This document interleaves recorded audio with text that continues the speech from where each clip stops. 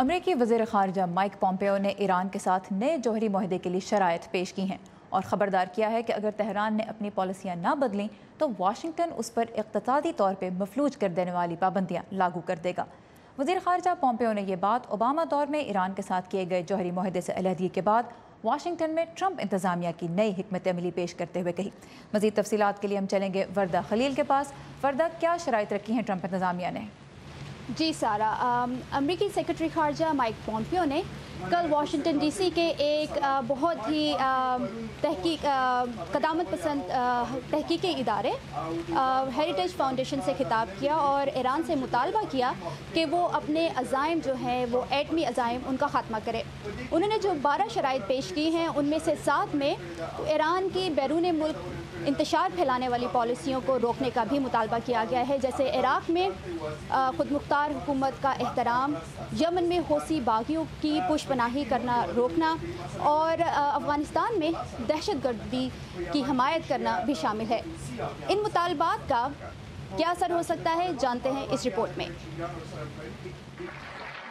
بہت زیادہ دباؤ اور کئی مطالبات، یہ تھا امریکی سیکرٹری خارجہ مائک پومپیو کا ایران کو پیغام۔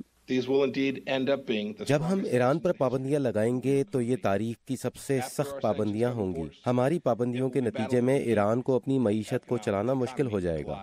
امریکی وزیر خارجہ کی تقریر صدر ٹرمپ کی جانب سے ایران ایٹمی معاہدے سے علیحدگی کے بعد ایران کے لیے امریکی حکمت عملی واضح کرنے کی ایک کوشش تھی۔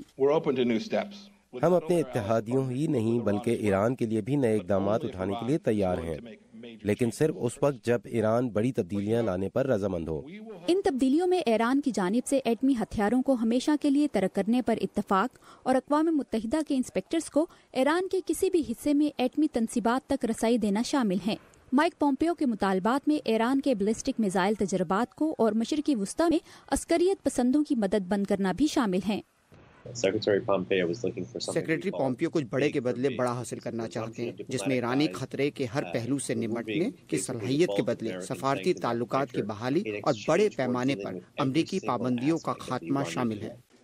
لیکن ابھی یہ واضح نہیں ہے کہ امریکہ یورپ کے بغیر کس حد تک دباؤ ڈالنے میں کامیاب ہوتا ہے، جو ایران کے ساتھ معاہدے کو بچانے کے لیے کوشاں ہے۔ گزشتہ ہفتے یورپی کمیشن نے ایسی کوششوں کا آغاز کیا ہے جس کے تحت ان کمپنیوں کو تحفظ فراہم کیا جائے گا جو ایران میں کاروبار کرنا چاہتی ہیں۔ ہم ان کے خدشات جاننا چاہتے ہیں، لیکن ایران کے ساتھ ممنوعہ کاروبار کرنے والوں کو ذمہ دار ٹھہرایا جائے گا۔ شدید دباؤ کے باوجود نیشنل ایرانین امریکن کونسل کا کہنا ہے کہ ایران کی جانب سے امریکی مطالبات کی منظوری کا امکان نہیں۔ یہ وہ معاملہ نہیں جس پر ایک سمجھدار پارٹی رد عمل دے گی۔